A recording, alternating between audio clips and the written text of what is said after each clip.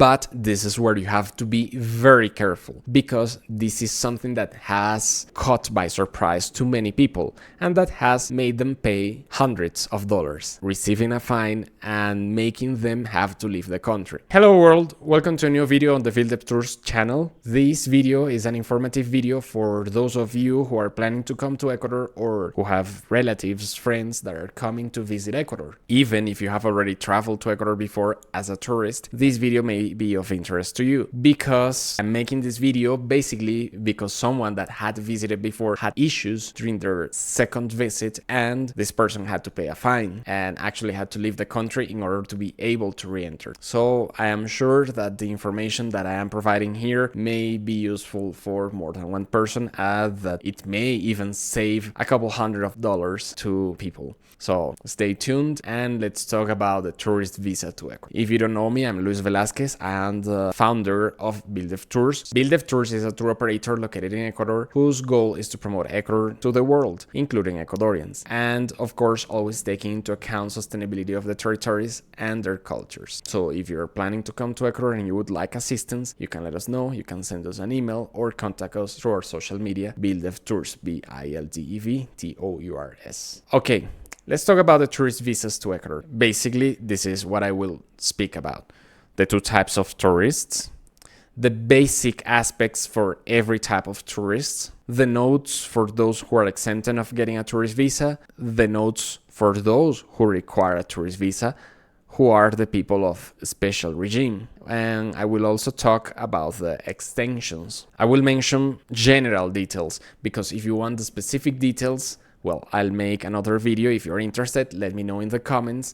And of course, like this video to know that you liked it, and subscribe to the channel so that you can be informed when a new video comes out. And if you want customized, personalized service, then again, you can contact us. So let's go there. First, there are two types of tourists. One is the tourist that is exempted of getting a tourist visa, and the tourist that is considered of a special regime, or that the country is considered of a special regime. That is, the countries whose citizens need to get a tourist visa in order to enter in Ecuador. So I will talk first about the tourists that don't need a visa to come to Ecuador, that they can come with only their passports, and then I will speak about the tourists that come from countries of a special regime. But first, I will talk about basic aspects for everyone. What are the basics? First, these 5 points that I'm mentioning now are valid for both types of tourists. First, the passport validity. All tourists that come to Ecuador will need a valid passport for at least 6 more months until the day in which they are entering Ecuador. Actually, it's preferable that it is valid for 6 months after the day that they intend to leave Ecuador. For example, if you are coming in January 2026 and your passport expires in June 2026, you will not be allowed to enter, because your passport will be valid for less than 6 months from the moment of your arrival. Actually, it's probable that they won't even let you board in your country of origin. So to avoid losing the ticket, losing the money, don't come with a passport that is valid for less than 6 months. And actually, if you are planning to come from January 2026 to March 2026, the recommendation is that your passport expires after October 2026, because you may have even issues to fly back if you're going through a transit country or something. So I recommend 1 year or more of validity of the passport when you're traveling here, okay? Only South American citizens from some countries are allowed to come to Ecuador with their identity card, but that's for nationals of those countries in South America. 2. The return flight ticket or proof of onward travel. It is necessary, if you are traveling to Ecuador as a tourist, that you show that you're not staying here. That is through a return flight ticket to your country, or proof of onward travel, that you are traveling to another country and that you're not staying in Ecuador. This is required generally by the airlines. Ecuador does not really enforce this. They don't tell you like, no, you have to show that you're going back to your country of origin, except in the case of people who request that have to apply for a tourist visa, those of a special regime. In order to get the visa, they are required to show that they are going back to their country of origin. And once you are here in the airport, you will be asked to show that proof of onward travel or return flight ticket. For people who come from exempted countries, for example, United States, they may be asked for this or may not. And actually, it's usually the airlines that enforce this. I have many people from the United States that have come with only a one-way ticket. And since the authorities here in Ecuador assume at the airport that the person is not going to stay in Ecuador, that they may be going as backpackers to other countries, or that they may be extending their visas in Ecuador later, they allow them. But just in case, it's better to have a return flight ticket and or a proof of onward travel, or you can buy a ticket that is fully refundable, just in case. 3. The extension. The extension of the tourist visas is possible for either for those who are exempted or for those who have to get a tourist visa online or through a consulate first. People who don't need a visa, I will call it a tourist visa, but it's not exactly a visa. It's a permit of stay in Ecuador, okay? For example, again, people of the United States, they don't get a visa. They just come here with their passports, they show it at the counter in the airport or at the customs at the airport, and then they will be allowed, they will receive a permit of stay for 90 days. And extending this 90 days is possible. I will explain that in a moment when I talk about the people that come from exempted countries. It is possible also to get the extension for the people who come from special regime countries, but the process is different. 4. The purpose of visit. Tourism, of course. If you're coming here as a tourist and you're watching this video because you're coming as a tourist, it's because you're coming as a tourist. You're coming for tourism. And you may be asked about this, you will most likely be asked about this because they want to see, okay, what are you doing? How long are you staying? Where are you going? At the airport, they will want to know, the authorities. So, of course, you have to know what you're going to do in Ecuador, as simple as that. If your intention is to stay or do something else, then you have to be prepared for that something else. For example, you can start the visa process in advance, you can hire someone here in advance, you can hire us as well, talk about these things so that we let you know how to proceed. But if you're coming as a tourist with a tourist visa, then it's because you're not staying. And if the authorities think that you are going to stay, they may inadmit you or they may not allow you to enter in Ecuador. And finally, number 5, the consequences of overstaying. If you stay in Ecuador for longer than 90 days without extending the tourist visa or the tourist permit, or if you overstay the extension, then you will have a fine and you will not be able to continue a visa process of another type. And to come back, it will be a different process. In order to come back, it's not just that you leave and you will be able to enter again. This is something that varies depending on the nationality, depending on when exactly you're leaving. So I'm not giving too many details on this aspect, but there are consequences of overstaying unless you have already started the process of a residency visa or of another type of visa before the extension expire or before the initial 90 days expire.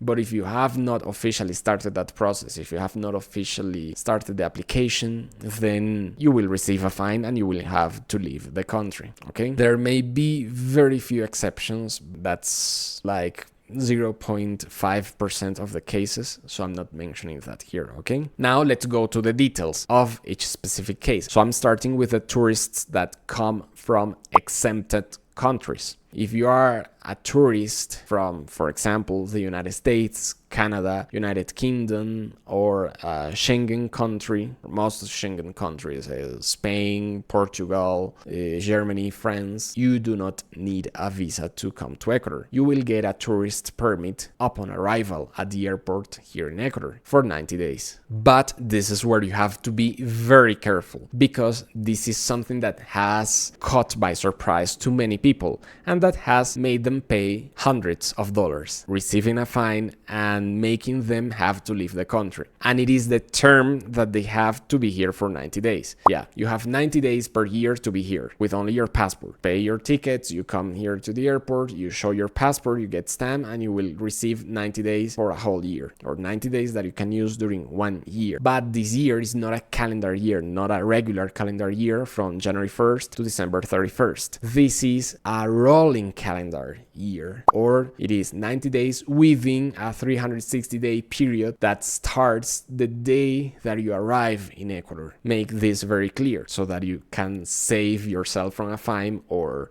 from paying hundreds of dollars, like it happened to one client some time ago, actually. If you arrive on March 1st, then that is your day number 1 during the term of 365 days. If you arrive on April 15th, April 15th will be the day number 1 of your 360-day calendar. Your year would end on April 14th the next year. So every year actually would be like that. If you arrive April 15th, 2025, the next year, when you have 90 days again, will start April 15th the next year, and so on and so on, if you're coming as a tourist every year. This was different until a couple of years ago. Let's make an example for the future, assuming you're doing this, so that you have it clear. If you're coming on May 30th and you're coming only for 30 days until late June, you will have 60 days available for the rest of the year. But that doesn't mean until December 31st and then on January 1st you enter again with 90 days. No, it doesn't work like that. It's 365 days starting May 30th. And you have to leave before the 365-day term ends or start another visa process. Not an extension, but actually a residency visa process. For example, again,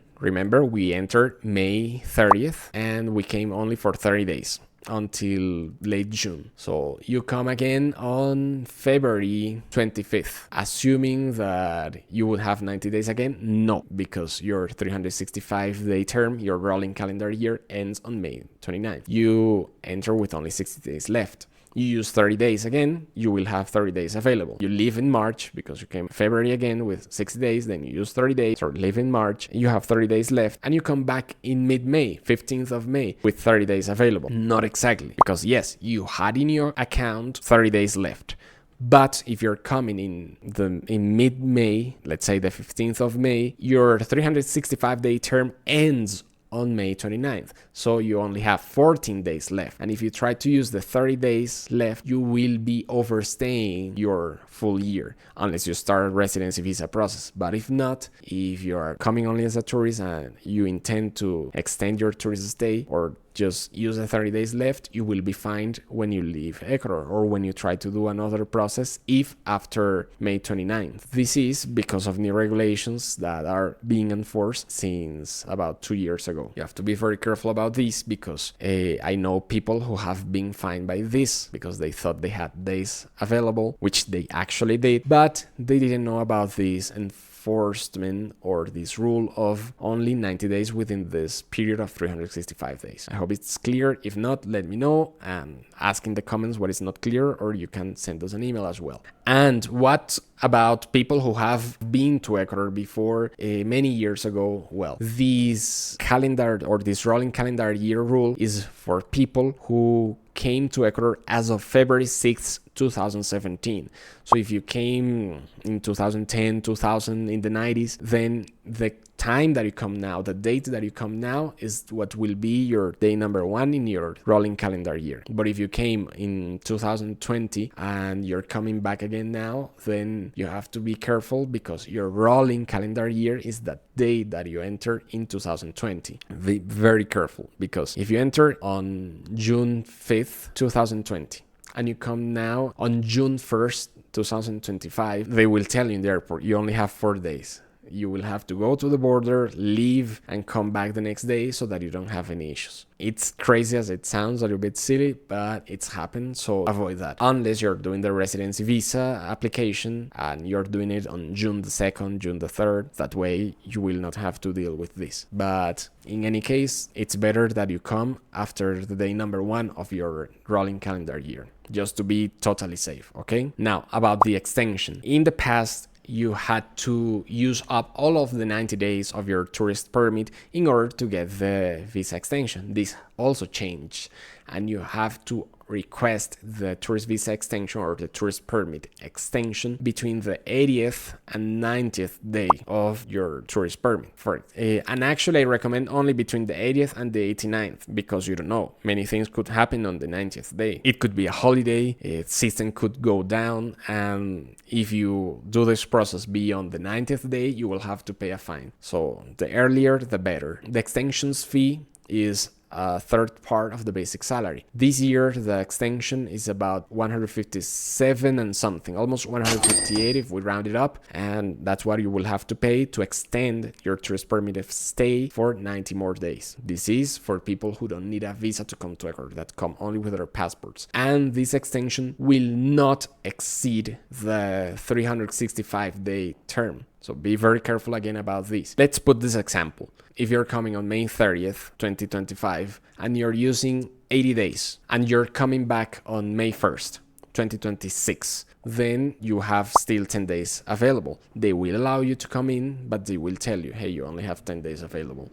You have to get an extension or start another visa process or just be here for a few days and leave. Maybe they don't warn you, so you'll have to be very careful about this. And you came on May 1st. Then your tourist permit, the initial 90 days, end because the countdown stops once you're out, but it doesn't reset unless the 365-day term has ended. Then you will finish with this period on May 10th. Before that, you have to get the extension. But your rolling calendar year ends on May 29th. So if you get the extension, it won't go beyond May 29th because it will never exceed the 360-day term, and you will have to leave before the end of that rolling calendar year. Otherwise, you will have a fine.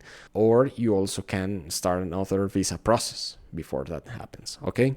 I know it's a little bit tricky, but again, if you want that we check your case, you can let us know. Also, you can go to the website servicios.migracion.gov.ec, which is the official platform, and open a case there, like request a service ticket and send your passport and hey, right, when is my anniversary date? ¿Cuándo es mi fecha calendario, mi fecha aniversario? To make sure that in your next trip you won't have any issues. And if you're able actually to come back and get an extension. The initial 90-day permit, the countdown stops once you're out of Ecuador. So if you came here, you used 60 days, you left, then the 30 days don't run. I mean, they are frozen until your next visit within the 365-day term. But the extension does not work like that. The extension actually has a set date. So you came on May 30th, you get the extension when you can get it. Remember, it is as of the 80th day of your permit, but you stayed all of June, all of July, and all of August. In late August, you apply for the extension, then it will give you the extension for September, October, November. The extension, if you leave the country, it will still keep running. It will have a set date in the paper that they will give you or the email that they will send you if you apply for the extension online. So either way, it will expire. Be careful about this again, because it's not as the initial permit.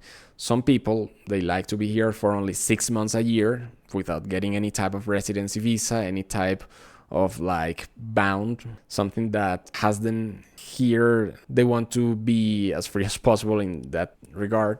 So they come with the initial 90-day permit and then get the extension. But the extension is something that you get when you know that you are staying for that term.